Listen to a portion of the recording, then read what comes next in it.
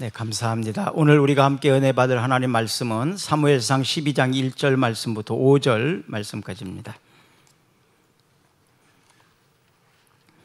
사무엘이 온 이스라엘에게 이르되 보라, 너희가 내게 한 말을 내가 다 듣고 너희 위에 왕을 세웠더니 이제 왕이 너희 앞에 출입하느니라. 보라, 나는 늙어 머리가 휘어졌고 내 아들들도 너희와 함께 있느니라. 내가 어려서부터 오늘까지 너희 앞에 출입하였거니와 내가 여기 있나니 여호와 앞과 그의 기름 부음을 받은 자 앞에서 내게 대하여 증언하라. 내가 누구의 소를 빼앗았느냐, 누구의 나귀를 빼앗았느냐, 누구를 속였느냐, 누구를 압제하였느냐, 내 눈을 흐리게 하는 뇌물을 누구의 손에서 받았느냐. 그리하였으면 내가 그것을 너희에게 갚으리라 하니 그들이 이르되 당신이 우리를 속이지 아니하였고 압제하지 아니하였고 누구의 손에서든지 아무것도 빼앗은 것이 없나이다 하니라. 사무엘이 백성에게 이르되 너희가 내 손에서 아무것도 찾아낸 것이 없음을 여호와께서 너희에게 대하여 증언하시며 그의 기름 부음 받은 자도 오늘 증언하느니라 하니 그들이 이르되 그가 증언하시나이다 하니라. 아멘. 암몬 백성이 길르앗 야베스 사람들에게 전쟁을 일으켰습니다. 야베스에 있는 장로들이 모여서 회의를 해서 암몬 사람들에게 우리가 당신들을 섬기겠으니까 우리와 우리의 애를 해하지 마셔달라고 이렇게 언약을 해달라는 요청을 하게 됩니다. 그럴 때 암몬 사람들이 너희 백성들 오른쪽 눈을 다 빼와라. 그러면 너희들과 언약을 하겠다. 이렇게 제안을 하죠. 그래서 야베스 사람들이 이 일로 인하여서 이제 많이 힘들어하고 고민하면서 이제 이 소식이 전국 방방곡곡에 들려지게 됩니다. 그때 이 소리를 들은 사람이 사울이라는 사람이에요. 사울이 밭에서 일을 하다가 소를 몰고 가는 가운데 그 이야기를 듣습니다. 너무나 화가 나고 속상한 가운데 하나님께서 그 사울에게 임하셨습니다. 그래서 하나님의 감동을 받고 사울이 전쟁에 나가서 암몬 사람들을 물리치게 됩니다. 그 일로 인하여 백성들은 이제 사무엘에게 우리에게도 왕을 세워달라는 요청을 하게 됩니다. 다른 나라는 다 왕이 있는데 우리나라는 왕이 없지 않습니까? 그러니까 우리에게도 왕을 세워달라고 그렇게 말합니다. 그러니까 사무엘은 왕이 없지만 하나님이 우리의 왕이지 않냐. 하나님께서 필요할 때에 감동시켜서 사람을 세우시고 또 하나님께서 나를 통하여 하나님의 말씀을 너희들에게 언제나 신실하게 너희들을 지켜주셨고 인도해 오셨지 않느냐. 그런데 무슨 왕이 또 필요하냐. 그랬지만 백성들은 사무엘의 말을 듣지 않았습니다. 그리고 끝까지 왕을 요구를 하게 됩니다. 그래서 사무엘은 이제 왕을 사울을 세우면서 오늘 본문은 그 이임연설과 같은 그런 내용입니다. 2절 말씀을 보면 이제 왕이 너희 앞에 출입하느니라.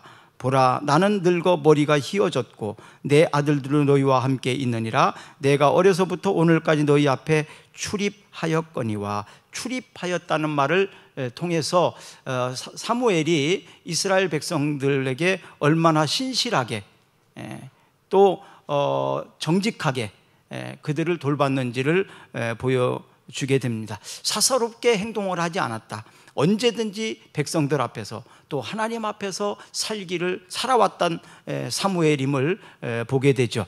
이제 길갈에서 사울을 왕으로 세우시면서 하셨던 이 말씀을 통해서 우리가 은혜 받으려고 하는데 사무엘이 어떻게 이렇게 훌륭한 삶을 마무리할 수 있었을까?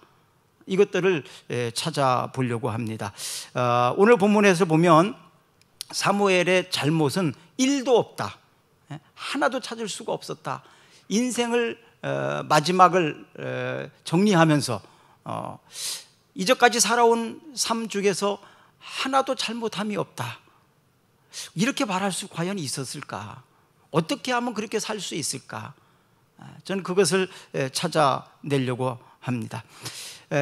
사무엘을 통해서 또 이스라엘 백성들에게 바로 신정정치, 다른 나라들은 왕정 정치예요. 왕이 다스리는 정치, 대통령이 다스리는 정치, 보통 그렇잖아요. 뭐 수상이나 뭐 그런 이렇게 대표자를 사람을 세워서 나라들이 경영되어지지만 이스라엘 백성들은 왕정 정치가 아니라 신정 정치, 바로 하나님이 다스리시는 나라, 하나님이 왕이신 나라, 이렇게 될 때 하나님이 책임진다는 것, 하나님이 완전하게 보호하신다는 것을 그들은 알지 못하고, 그들이 하나님보다도 못한 왕을 세워서 그 나라를 다스려 달라고 이렇게 요구하는 것이 얼마나 어리석은 일인지 아무리 사무엘은 설명을 하려고 해도 그들은 이해를 하지 못합니다. 그래서 사무엘은 왕이 세워진다 할지라도 신정정치 테두리 안에서,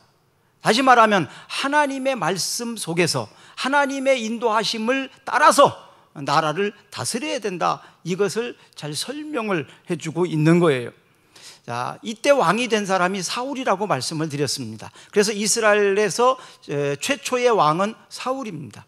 암몬 전투에 나갔던, 하나님의 영에 감동되어서 하나님의 일을 했던 바로 사울이었습니다.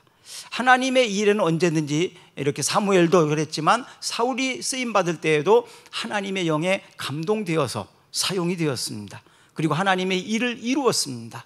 일꾼이 세워질 때 가장 중요한 것은 바로 하나님의 임재입니다. 하나님의 감동입니다. 우리 교회도 여러 일꾼들이 있습니다. 또 앞으로 일꾼들이 세워져야 되는데, 저는 바라기는 하나님의 영이 감동되어서 자원하여 하나님의 일꾼으로 많이 세워졌으면 좋겠습니다. 일꾼이 세워져야 또 많은 일을 감당할 수 있기 때문에 그렇습니다. 주일학교 교사들의 감동이 있었으면 좋겠습니다.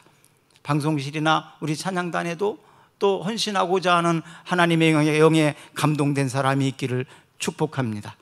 그래서 우리 같이 기도해야 합니다. 그리고 하나님께 부족하지만 나를 쓰시옵소서 하면서 자신을 내어드리는 헌신도 필요합니다.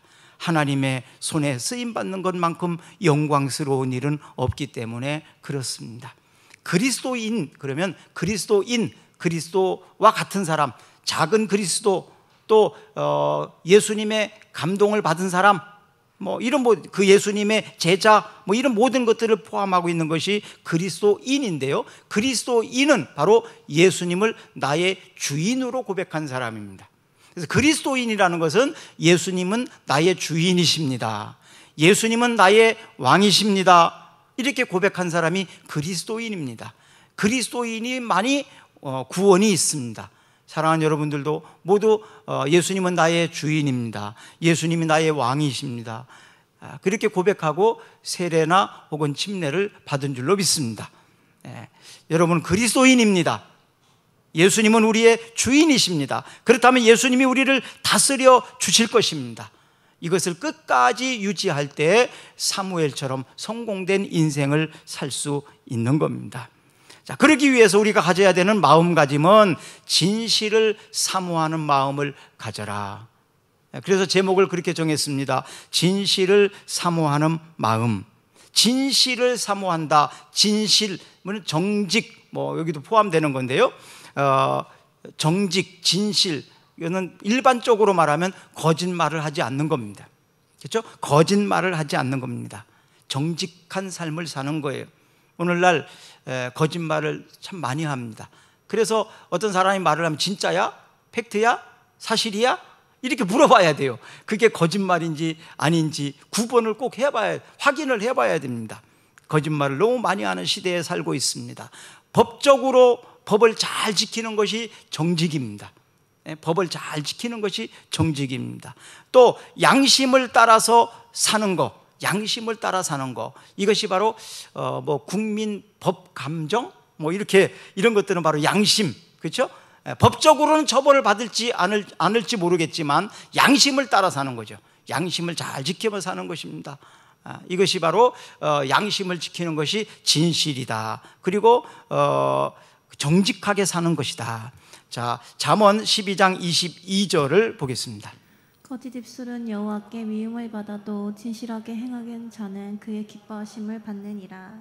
거짓 입술은 여호와께서 미움을 받아도 여호와께 미움을 받아도 진실하게 행하는 자는 그의 기뻐하심을 받느니라. 하나님이 기뻐하시는 사람은 진실하게 사는 사람입니다. 거짓말을 많이 하는 사람은 하나님께 미움을 받는다고 말합니다. 왕에게, 대통령에게 사랑받고 또 기뻐하도록 해야지. 미움을 받는다. 우리의 왕이신 하나님께서 거짓말하는 것을 싫어하십니다. 거짓말하는 자는 미워하십니다. 진실하게 사는 사람을 하나님은 기뻐하십니다. 잠언 25장 19절입니다. 환난 날에 진실하지 못한 자를 의뢰하는 것은 부러진 이와 위골된 발 같으니라. 환난 날에, 어려운 날에 진실하지 못한 자를 의뢰하는 것은 부러진 이와 부러진 이가 없어요. 이가 없어요. 그럼 아무것도 먹을 수 없잖아요. 또 맛을 알지 못합니다. 위골된 발 같다. 뼈가 부러진 발. 그러면 도망갈 수도 없고 걸을 수도 없고 뛸 수도 없습니다. 위기 때, 어려운 때, 이런 위기가 왔을 때, 어려울 때 오히려 더 잘 먹고 건강하게 싸울 수 있고 피할 수도 있고, 이런 건강이 절대적으로 필요한데 이런 위기 때에 이가 부러진 사람처럼 아무것도 먹을 수 없다. 발이 위골된 것처럼 사용할 수가 없게 되어진다. 바로 이렇게 표현하고 있습니다. 해리 워턴이라는 사람은요, 행복한 사람의 무기는 정직한 생각 그리고 단순한 진실이 기술이다라고, 최고의 기술이다라고 말을 했습니다. 잠언 23장 16절도 보겠습니다. 만일 내 입술이 정직을 말하면 내 속이 유쾌하리라. 내 입술이 정직을 말하면 내 속이 유쾌하리라. 유쾌하리라. 마음이 편하고, 마음이 편안하고, 마음에 평화가 있고 행복이 있는 겁니다. 진실하게 하는 사람은 마음이 편합니다. 근데 거짓을 행한 사람은 거짓말이 들통날까 봐 언제나 두려움 속에서 살아야 됩니다. 진실을 사모하는 사람은 결국 행복하고 형통하게 됩니다. 형통을 지난주에 토부라는 뜻이 있다. 토부는 가치 있는 사람, 소중한 사람이라고 말씀드렸어요. 바로 진실하게 행동하는 사람은 가치 있고 소중하게 존중받는 사람이 됩니다. 잠언 14장 11절을 읽어볼까요? 악한 자의 집은 망하겠고 정직한 자의 장막은 흥하리라. 악한 자의 집은 망하겠고 정직한 자의 장막은 흥하리라. 정직한 자의 집까지도 흥한다, 잘 된다, 그런 뜻입니다. 미국의 16대 대통령은 링컨입니다. 그렇죠? 모든 사람들에게 존경받는 사람. 그는 이런 말을 했습니다. 정직과 지식은 나의 보배 중에 보배이며 재산 중에 재산이다. 링컨이 처음부터 모든 일들이 다 잘 되고 잘 풀린 건 아닙니다. 수없이 많이 떨어져 보기도 하고 수없이 많은 어려움도 경험하기도 하고 매우 가난해서 그가 물려받은 것은 어머니의 성경책 하나였습니다. 근데 그가 말씀을 읽고 하나님 말씀대로 정직하게 살았더니 결국 미국의 16대 대통령, 그리고 가장 존경받는 대통령이 될 수가 있었습니다. 하나님이 말씀하신 대로 진실을 사모하는 마음을 가지고 살았기 때문에 그렇습니다. 진실을 사모하는 사람들이 일하는 태도를 보면 언제나 신실합니다. 진실을 사모하는 사람들은 누가 보든지 보지 아니하든지 또 결과가 어떻든지 그게 그렇게 중요하지 않아요. 내가 하는 모든 과정에 언제나 신실합니다. 성실합니다. 일하는 사람이 성실한 것 이상으로 중요한 게 어디에 있을까요? 저 사람은 참 성실하다, 저 사람은 참 신실하다, 어떤 맡겨진 일에 있어서 언제나 신실한 사람, 이런 사람들이 어떤 책임을 맡을 때 그 일을 잘할 수 있습니다. 또 이웃에 대해서는 진실을 사모하는 사람들은 언제나 사랑의 마음을 가지고 있습니다. 사랑의 마음, 사랑하는 마음으로 말하고 행동하고 언제든지 태도가 이 사랑하는 마음에 근거해서 합니다. 사랑이 흘러넘칩니다. 사랑이 있습니다. 차갑지 않습니다. 또 하나님을 향한 마음은 언제나 믿음이 있습니다. 하나님을 기쁘시게 하는 일은 믿음입니다. 믿음이 없이는 하나님을 기쁘시게 할 수 없다라고 말합니다. 믿음이 없는 어떤 일들도 하나님을 기쁘시게 할 수 없다. 그래서 하나님 앞에 나아갈 때는 언제나 믿음의 태도예요. 그래서 신실한 사람, 진실을 사모하는 사람들은 하나님 앞에 언제나 믿음 앞에 섭니다. 의심하지 않습니다. 언제나 믿음으로 그 앞에 섭니다. 이웃을 향하여는 언제나 사랑의 태도가 있습니다. 그리고 맡겨진 일에 대해서는 언제나 신실합니다. 시편 51편 10절 읽어봅니다. 하나님이여 내 속에 정한 마음을 창조하시고 내 안에 정직한 영을 새롭게 하소서. 네, 우리가 세상에 살면서 언제나 유혹이 참 많습니다. 그럴 때 우리가 고백할 수 있는 기도입니다. 하나님이여 내 속에 정한 마음을 창조하시고 내 안에 정직한 영을 새롭게 하소서. 우리 다시 한번 다 같이 한번 큰 소리로 읽어봅시다. 시작. 하나님이여 내 속에 정한 마음을 창조하시고 내 안에 정직한 영을 새롭게 하소서.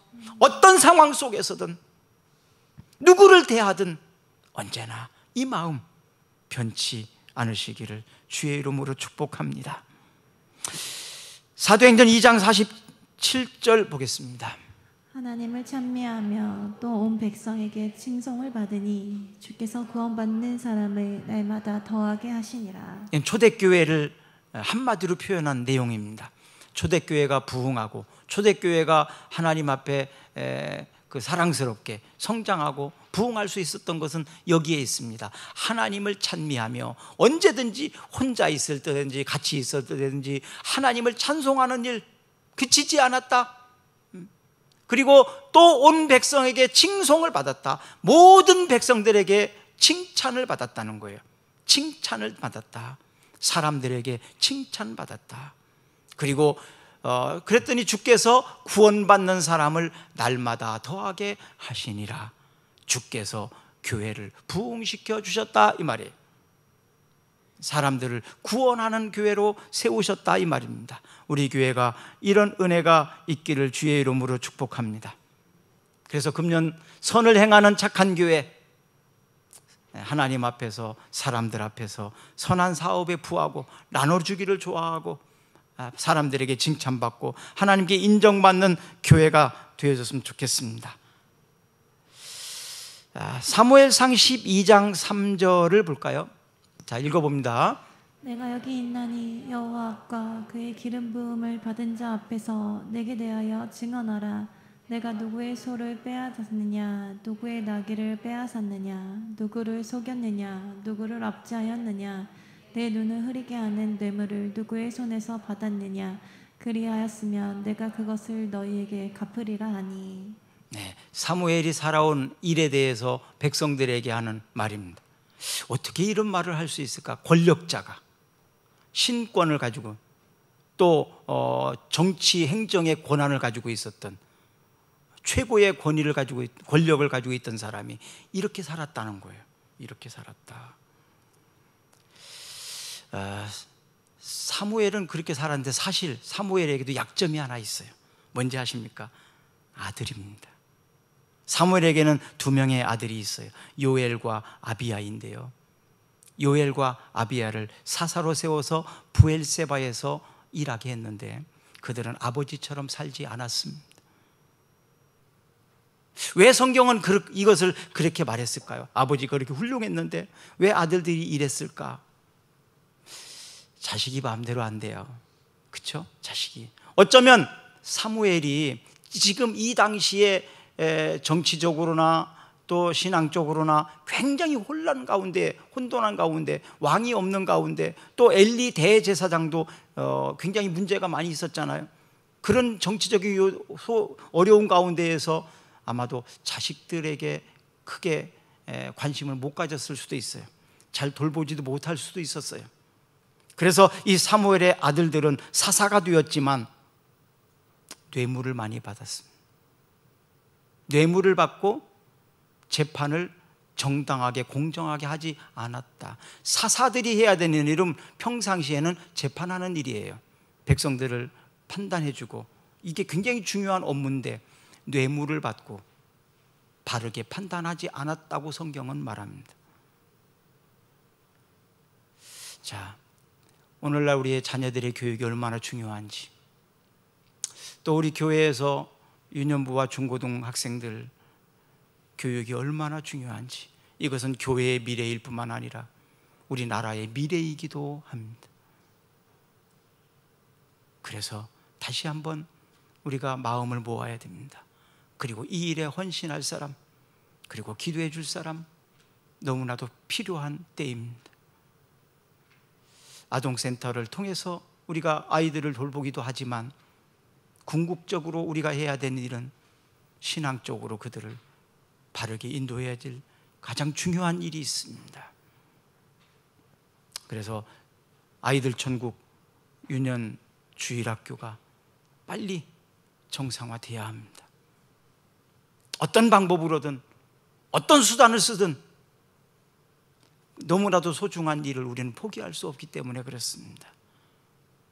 그래서 한 달 동안 우리 기도하고 준비하고 7월 달부터는 정말 하나님 이 아이들 보내달라고, 이 아이들 우리가 감당할 수 있게 해달라고, 내가 먼저 준비하게 해달라고 부르짖으며 기도했으면 좋겠습니다.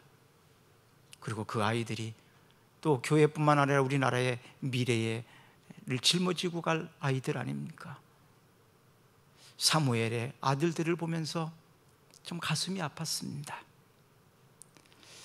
사무엘 스스로는 정말 이렇게 멋진 인생을 살았지만 아들들 아마도 평생의 한이 될 수 있었을 것 같아요. 우리에게는 아직 기회가 있습니다. 자, 그러면 뇌물이라는 게 얼마나 무서운 건지 한번 찾아봅시다. 출애굽기 23장 8절입니다. 너는 뇌물을 받지 말라. 뇌물은 밝은 자의 눈을 어둡게 하고 의로운 자의 말을 굽게 하느니라. 너는 뇌물을 받지 말라. 뇌물은 밝은 자의 눈을 어둡게 하고 의로운 자의 말을 굽게 하느니라. 공짜로 불로소득으로 얻으려고 하는 것 하지 마세요. 그 사람을 망하게 만듭니다. 돈이 필요하죠. 중요합니다. 그러나 돈은 수단일 뿐이지 목적이 될 수가 없습니다. 부자 되는 것이 꿈인가요? 부자 되는 건 꿈이 될 수가 없습니다. 돈은 수단일 뿐이지 목적이 되어서는 안 됩니다. 잠언 17장 23절 읽어봅니다. 악인은 사람의 품에서 뇌물을 받고 재판을 굽게 하느니라. 악인은 사람의 품에서 뇌물을 받고 재판을 굽게 하느니라. 또 잠언 29장 4절입니다. 왕은 정의로 나라를 견고하게 하나 뇌물을 억지로 내게 하는 자는 나라를 멸망시키느니라. 뇌물을 내게 하는 자는 나라를 멸망시킨다. 개인뿐만 아니라 나라까지 공동체까지도 다 멸망시키는 것이 바로 뇌물입니다. 뇌물입니다. 어떤 위기에 처하면 여러분들이 쉽게 하는 게 뭡니까? 돈을 써서라도, 청탁을 해서라도, 아는 사람을 어떻게 찾아서라도 쉽게 그렇게 하지 않아요? 쉽게 하잖아요. 이 쉬운 이거를 포기하고 또 그것을 다 내려놓는다는 건 쉬운 일은 아닙니다. 그런데 저는 해봤기 때문에 여러분에게 자신 있게 말할 수 있어요. 그럴 시간에 하나님 앞에 기도하자. 하나님 앞에 우는 자는 세상에서 울지 않게 됩니다. 하나님 앞에 기도하면 하나님이 환경을 주관하시고 사람의 마음을 움직이시고 하나님께서 모든 위기 가운데 환난 가운데 우리를 건져 주실 줄로 믿습니다. 결국 우리가 의지해야 될 대상은 권력도 아니고 사람도 아니고 돈도 아니고 나의 지식도 아니고 나의 경험도 아니고 아무것도 아닙니다. 그것을 의지하게 되면 결국 또 다른 문제가 발생합니다. 어쩌면 더 큰 문제가 발생하기도 합니다. 경험해 보니까 그래요. 하나님 앞에 엎드리는 것이 최선의 방법입니다. 하나님 앞에 매달리는 것이 최선의 방법입니다. 하나님 앞에 엎드릴 때 하나님은 모든 것들을 회복시켜 주십니다. 하나님께서 모든 문제를 해결해 주십니다. 하나님이 해답이십니다. 하나님이 문제 해결하실 수 있는 능력이 있습니다. 여러분도 후회하지 않고 하나님을 의지하는 지혜로운 사람이 되었으면 좋겠습니다. 시편 119편 36절입니다. 내 마음을 주의 증거들에게 향하게 하시고 탐욕으로 향하지 말게 하옵소서. 내 마음을 주의 증거들에게 향하게 하시고 탐욕으로 향하지 말게 하옵소서. 내 마음이 주의 증거들에게 향하게 하시고 탐욕으로 향하지 않게 하옵소서. 탐욕으로 향하지 않게 하옵소서. 진실을 사모하는 사람들은 그래서 신앙생활을 바르게 합니다.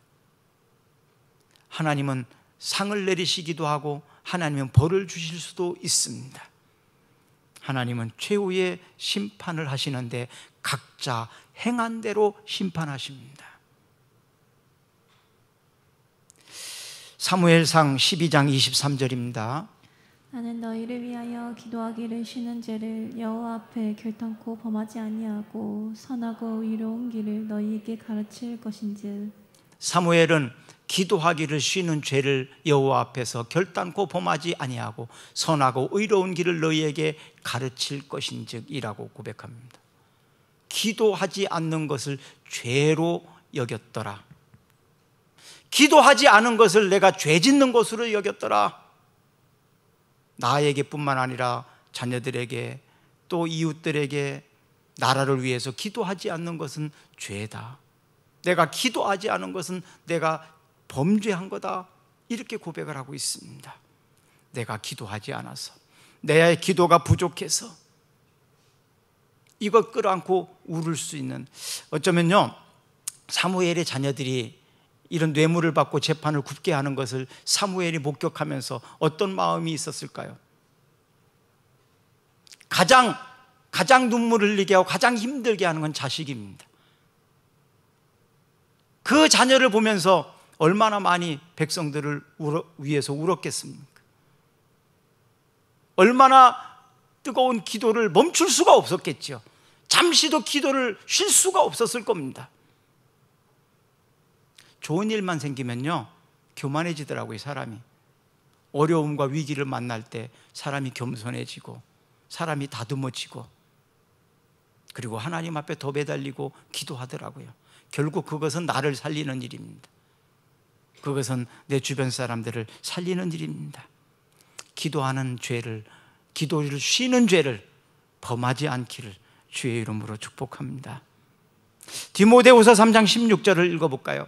모든 성경은 하나님의 감동으로 된 것으로 교훈과 책망과 바르게 함과 의로 교육하기에 유익하니. 모든 성경은 하나님의 감동으로 된 것으로 교훈과 책망과 바르게 함과 의로 교육하기에 유익하다. 사울이 하나님의 감동하심을 입었을 때 전쟁에서 이길 수 있었던 것처럼 우리가 세상에서 하나님의 감동을 받아야 돼. 모든 성경이 하나님의 감동으로 기록된 말씀이라고 합니다. 이 하나님의 말씀은 우리를 이기게 합니다.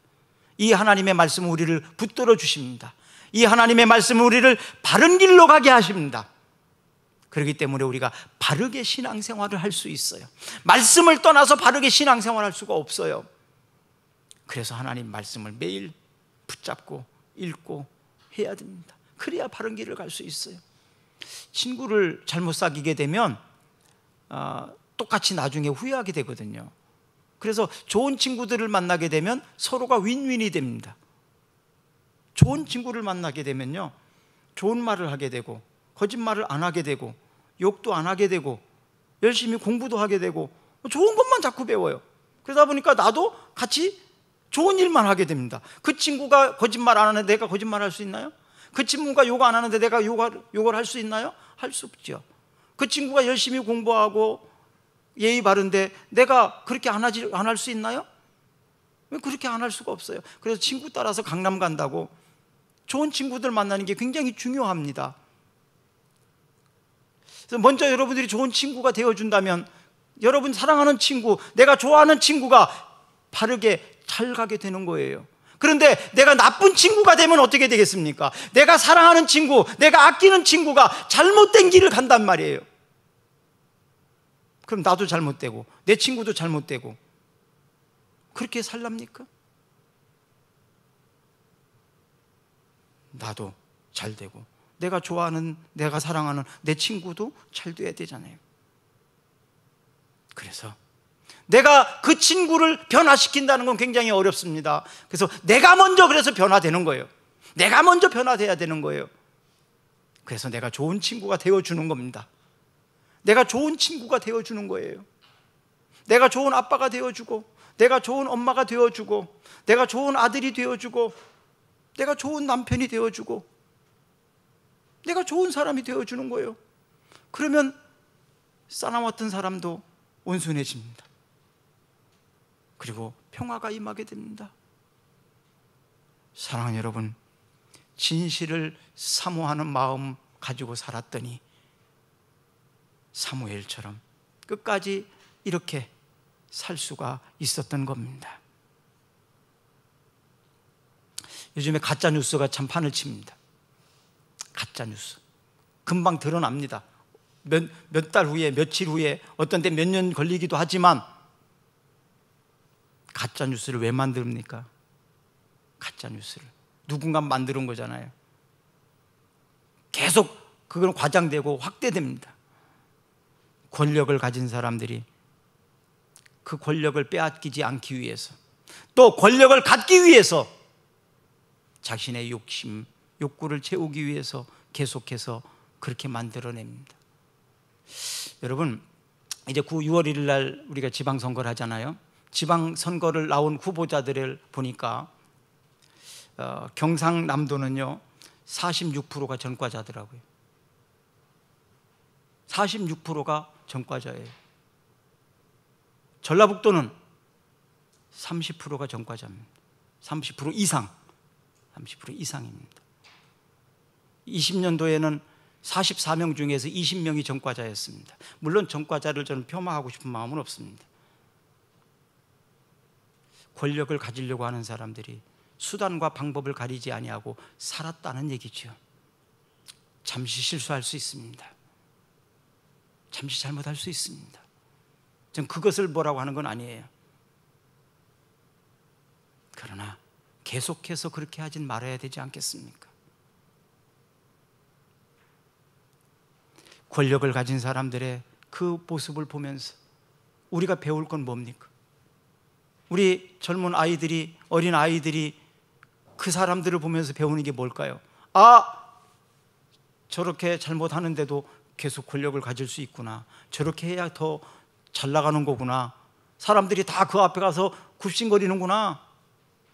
떵떵 소리치면서 사는 거구나. 그게 잘 사는 거지. 그러면 그렇게 배울까 봐 저는 두렵습니다. 그렇게 배울까 봐 두렵습니다. 우리의 삶에 부끄럽지 않게 살려면 어떻게 해야 될까? 진실을 사모하는 마음으로 사는 겁니다. 권력을 사모하는 마음이 아닙니다. 부를 사모하는 마음도 아닙니다. 나의 욕심을 채우기 위한 어떤 것도 아닙니다. 내가 사모하는 마음은 진실을 사모하는 것입니다. 바른 것을 추구하는 삶입니다. 에베소서 4장 25절을 볼까요? 그런즉 거짓을 버리고 각각 그 이웃과 더불어 참된 것을 말하라. 이는 우리가 서로 지체가 됨이라. 그런즉, 결론입니다. 그런즉 거짓을 버리고 각각 그 이웃과 더불어 참된 것을 말하라. 이는 우리가 서로 지체가 됨이라. 지체라, 지체. 한 몸에, 우리가 같은 몸이라는 거예요. 우리 몸엔 여러 가지 지체가 있어요. 손도 있고 발도 있고 눈도 있고 코도 있고 다 우리가 한 지체 안에 있습니다. 근데 이 한 지체가 조화를 이루고 서로 손발이 맞아야지 우리의 한 몸이 손발이 맞지 않으면 어떻게 되겠습니까? 한 지체가 거짓을 서로 속이고 그러면 안 되잖아요. 우리는 대한민국이라는 한 나라, 한 민족입니다. 지금 전 세계적으로 각각 얼마나 지금 어렵습니까? 그런데 호남과 경상도가, 충청도가, 경기도가, 서울이 여당과 야당으로 언제까지 계속 이렇게 싸움만. 한 지체입니다. 한 민족입니다. 저는 문재인 대통령이 북한에 가서 했던 말, 아주 좋은 말을 기억합니다. 우리는 5,000년 동안 같이 살아왔다. 70년 동안 헤어져서 살았다. 이제 우리 같이 살아야 되지 않겠냐? 참 좋은 말입니다. 그렇죠? 좋은 말 아닙니까? 뭐 이건 싫어하든 좋아하든 그게 문제가 아니라, 그렇잖아요? 5,000년 동안 우리는 같이 한 민족이었다. 근데 70년 동안 우리는 헤어져서 지금 살고 있다. 같이 살아야 되지 않겠냐? 같은 민족으로서. 더 크게 보면 전 세계는 다 하나님의 백성입니다. 모든 인간 사람들이 다 소중한 거예요. 그런데 지금 남북 문제만이 아니라 너와 나, 네 집과 내 집, 여와 야, 이것도 하나 못하면서 무언 큰 일을 하겠다고 합니까? 거짓을 버려야 됩니다. 참된 것을 말해야 됩니다. 서로 공격하고 서로 헐뜯고 이런 일 하지 말아야 됩니다. 덕을 세우는 것이 중요합니다. 우리의 몸은 서로 해를 끼치지 않습니다. 손이 머리를 때리고, 왜 나는 힘들게 발로 만드냐? 발이 가만히 있고 뭐 서로 막 부딪히고 싸우고 자기 몸에 대해서 정신 나간 사람이나 그렇게 하지, 온전한 사람이 자기 몸을 학대하겠습니까? 지체입니다. 지체의식을 가져야 됩니다. 서로 파괴하지 마십시오. 서로 덕을 세우는 일을 해야 됩니다. 한쪽 팔이 힘들면 다른 쪽 팔이 너 좀 쉬고 있어, 내가 다 할게. 다리가 힘들면 팔이 기어다니면서 야, 너 좀 쉬어, 내가 네 역할도 대신할게, 기어다닙니다. 그렇잖아요? 이게 지체의식입니다. 지체의식입니다. 우리는 요셉을 좋아하는 이유가 하나님이 주신 꿈을 그는 간직하면서 어떤 위기가 와도, 어떤 어려움이 오고, 어떤 수욕을 당하고 모욕을 당하고 어려움을 당하고, 그래도 끝까지 그 꿈을 포기하지 않고 누구를 미워하지 않고 꿈을 생각하면서 꿈을 이룰 것을 기대하면서 살았기 때문에 요셉이라는 사람이 만들어진 겁니다. 바로 그 꿈, 하나님이 내게 주신 그 꿈, 하나님이 우리에게 말씀하시는 그 진실, 그것을 사모하고 그것을 붙잡고 살아가게 될 때 우리의 인생도, 누가 나를 해하려 해도, 누가 나를 미워해도, 누가 나에게 어려움을 줘도 견뎌낼 수 있습니다. 어떤 위기가 와도 요셉이 꿈을 붙잡고 일어설 수 있었던 것처럼 우리는 나아갈 수 있습니다. 그래서 저는 진실을 사모하는 마음을 갖자. 진실을 사모하는 마음을 갖자. 창세기 39장 읽어보고 우리 같이 기도하겠습니다. 창세기 39장 2절 3절을 읽어봅니다. 여호와께서 요셉과 함께 하심으로 그가 형통한 자가 되어 그의 주인 애굽 사람의 집에 있으니, 그의 주인이 여호와께서 그와 함께 하심을 보며 또 여호와께서 그의 범사에 형통하게 하심을 보았더라. 같이 기도하겠습니다. 여호와께서 요셉과 함께 계셔서 그를 형통하게 하셨다. 그리고 사람들도 요셉이 형통한 것을, 또 요셉이 하나님이 함께하는 것을 다 보았다. 그리고 하나님은 그에게 범사에 형통하게 했다라고 말하고 있습니다. 사랑하는 여러분, 우리는 하나님을 믿는 사람들입니다. 하나님은 우리의 왕이십니다. 하나님이 우리를 다스려 주십니다. 그러므로 우리는 요셉처럼 살 수 있습니다. 하나님이 우리와 함께 하시고 하나님께서 우리를 형통하게 하시는 것을 사람들은 보게 될 것입니다. 저 사람이 하나님을 믿는 사람이기 때문에, 저 사람이 하나님과 함께하는 사람이기 때문에 저렇게 형통할 수 있다라고 사람들은 부러워하게 될 것입니다. 진실을 사모하는 마음, 주님을 사모하는 마음, 주님을 의지하면서 이런 우리의 인생이 사무엘처럼, 요셉처럼 다 되어지기를 주의 이름으로 축복합니다. 우리 다 같이 일어나셔서 찬양 드리겠습니다.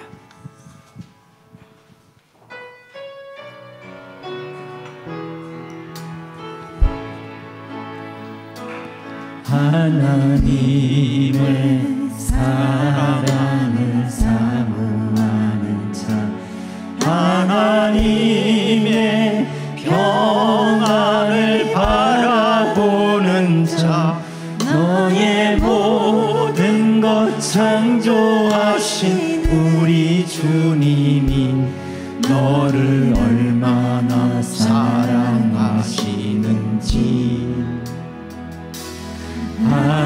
하나님께 찬양과 경배하는 자, 하나님의 선하심을 닮아가는 자, 너의 모든 것 창조하신 우리 주님이 너를 자녀 삼으셨네. 하나님 사랑의 눈으로 너를 어느 때나 바라보시고 하나님 인자한 비로소 언제나 너에게 기울이시니 어두움에 밝은 빛을 비춰주시고 너의 작은 시름에도 응답하시니 너는 어느 곳에 있든지 주를 향하고 주만 바라볼지라.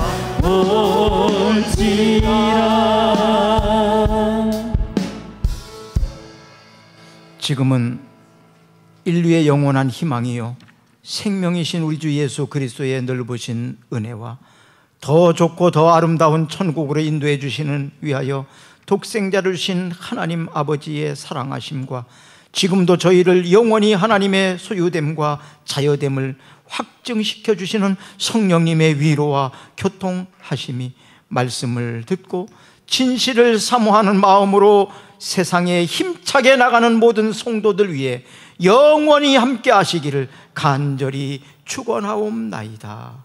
아멘. 하나님 사랑의 눈으로 너를 어느 때나 바라보시고 하나님 인자한 비로소 언제나 너에게 기울이시니 어두움에 밝은 빛을 비춰주시고 너의 작은 시름에도 응답하시니 너는 어느 곳에 있든지 주를 향하고 주만 바라볼지 주만 바라볼지라 주만